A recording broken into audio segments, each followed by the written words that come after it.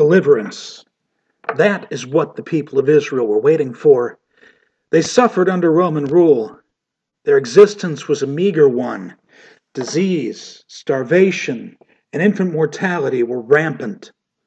Under the Roman occupation, they had seen their average life expectancy shrink to 30 years of hard labor, scrabble, and toil, while the Romans outlived them twofold and feasted on the fat of the land.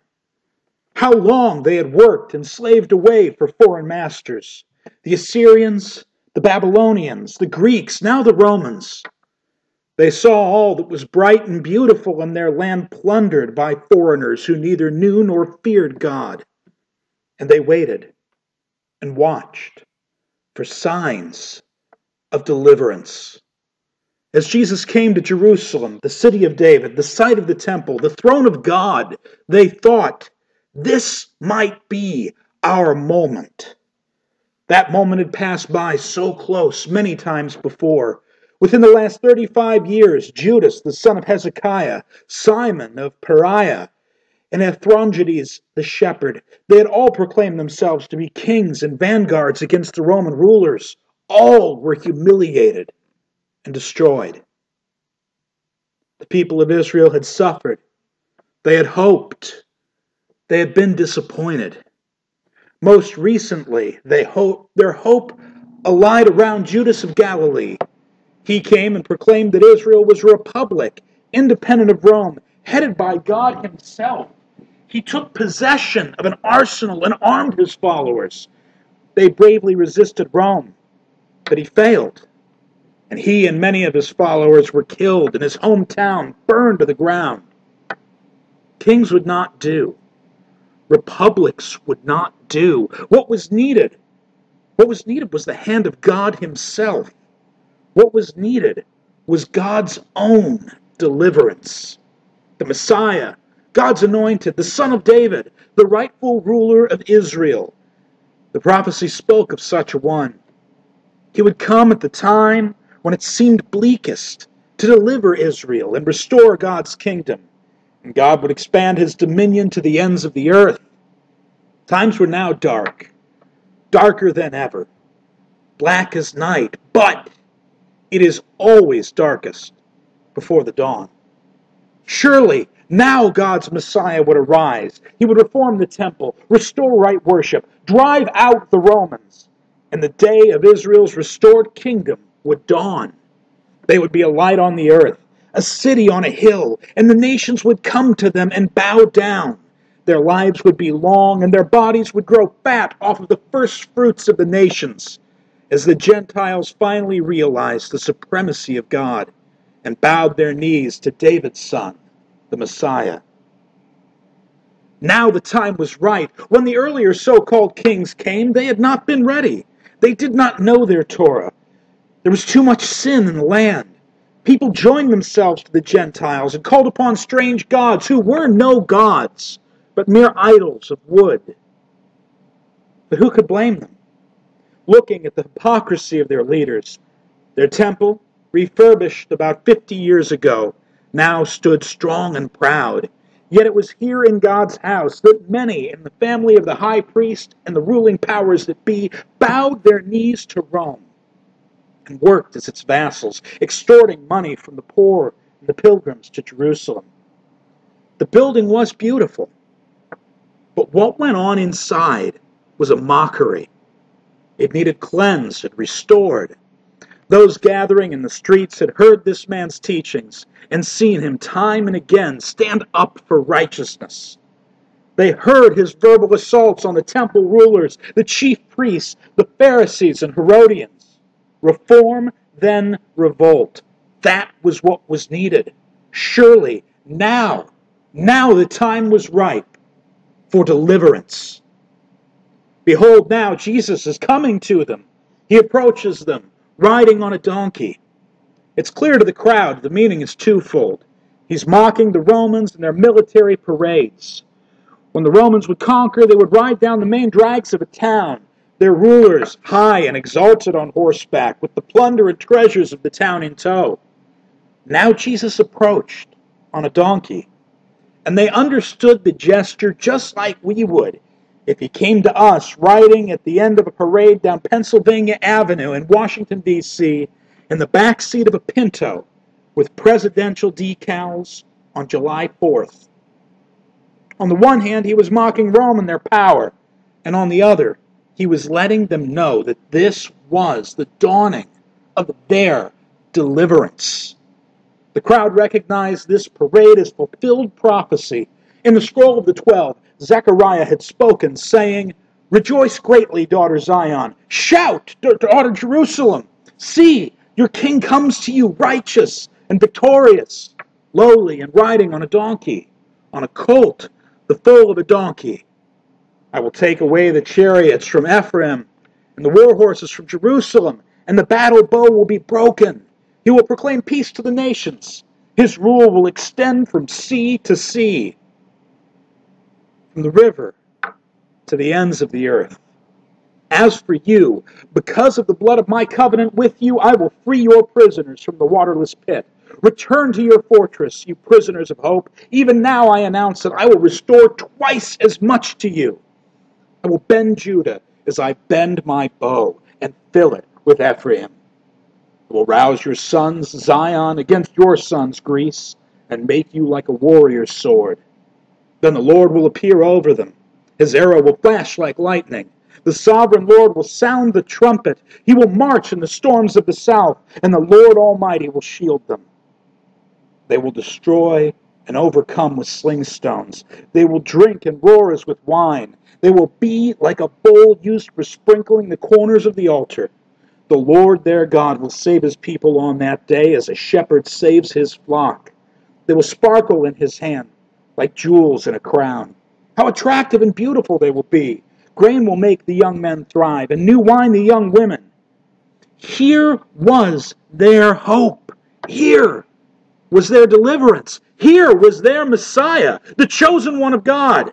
They ran out to meet him. They threw their cloaks on the ground before him and excitedly pulled the branches and fronds from nearby trees and laid them out before him, just as would be done had Caesar himself come to visit. They bowed to him. They sang to him. They broke out one of the old songs, the one they used to sing at the old temple, and the king, the son of David, would come to worship. They sang, saying, "Give thanks to the Lord, for he is good.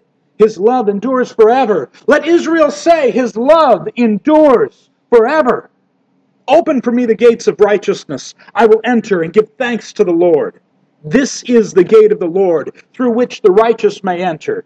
I will give you thanks, for you answered me. You have become my salvation. The stone the builders rejected has become the capstone. The Lord has done this, and it is marvelous in our eyes. This is the day that the Lord has made. Let us rejoice and be glad in it. O Lord, save us. O Lord, grant us success. Blessed is he who comes in the name of the Lord. From the house of the Lord we will bless you. The Lord is God, and he has made his light to shine upon us. With boughs in hand, join in the festal procession up to the horns of the altar. You are my God, and I will give you thanks. You are my God, and I will exalt you. Give thanks to the Lord, for he is good. His love endures forever." They went ahead of him, and they cried out, "Hosanna! Blessed is he who comes in the name of the Lord. Blessed is the coming kingdom of our father David. Hosanna in the highest!" Jesus had heard the stories. He knew about Judas of Galilee. He saw the smoke from his home 10 miles away from Judas's town as it burned when he was a small boy. He knew what happened to pretenders to the title of Messiah, and he knew what the people were thinking. He had suffered their indignities alongside them. He had zealots, those who had accompanied and backed Judas of Galilee, among his closest followers. He knew the promises of God and knew exactly what he was doing when he entered the holy city. He sent his disciples ahead of him to get the donkey. Here he set out to intentionally fulfill prophecy. People had cried for freedom, and they had worked and strived and struggled. They had sacrificed and died for it in an attempt to get God to act, to be their champion, and the force for freedom and deliverance. they knew him to be. And as he approached the city, he saw what the people were doing, and instantly he understood it. They knew where he was going. They knew the claim he was making about himself. They could see him for what he really was, God's Messiah, the Son of David, the source of their deliverance and peace. What they saw was dangerous and revolutionary, but not nearly as dangerous and revolutionary as what they failed to see. Jesus understood that the children of Israel were captives, and that Rome was the latest in a long line of villains like Greece, Babylon, and Assyria before them. Israel was a nation of vassals and slaves. Their best and brightest were pillaged and exported from them, as they had been for centuries. They needed saving, but not only from Rome. In the beginning of God's relationship with them, God had called their father Abraham the father of many nations, not only one. Yet they loved their own light and shared it with one another, and not the world. So God scattered them. In their scattered state, they prayed for restoration, and God promised them so much more. In the words of Isaiah, "It is too small a thing for you to be my servant to restore the tribes of Jacob and bring back those of Israel I have kept. I will also make you a light for the Gentiles, that my salvation may reach to the ends of the earth." As long as there were people out there who were not the people of God, then the people of God could again be taken captive and oppressed. Jesus would end that once and for all. He would do it not by lifting a sword or a spear, but by letting himself be lifted up. Jesus also knew the people wouldn't get it. They loved too small and dreamed too little. They didn't understand that God did not want to reset the board or even win the game. God wanted to change it entirely, and their playing small was not a part of God's grand plan. They were trying to get a restored nation. God was trying to recreate the whole world. Here, Jesus was bringing what the people were asking for: deliverance. They were the resistance. They were bent by the burden of oppression, but not broken. And here, Jesus was the only knowing party to the greatest miscommunication of all time. They wanted deliverance with a little d, and thought he was the one to bring it. They wanted freedom from the rule of Caesar, and they wanted rule by a benevolent king. They wanted out from under the thumb of a religion that was corrupted and a puppet of the state, and in its place they desired a religion that would bring glory to Israel and exalt God. What Jesus was bringing was something wholly other.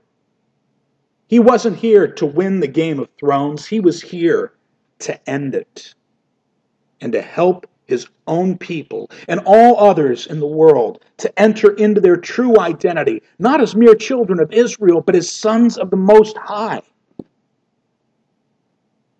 It was too much, though. Too deep, too different, too weird, too not what they were expecting. So on that fateful Sunday, they passed one another on the street to Jerusalem, Jesus and the people. The people praised, lauded, and hailed their deliverer. Their deliverer strode on through them, hearing the right word and seeing the right actions, but knowing the meaning was lost. And Jesus entered Jerusalem and went to the temple. He looked around at everything, but since it was already late, he went out to Bethany with the 12. That's okay. The shadows were growing long. Night was approaching. And it appeared God wasn't going to hold the sun in the sky like he had for Joshua. Jesus had come. The Messiah was here. All would soon be well. And I don't know about you, but like the crowds, I can't wait for tomorrow.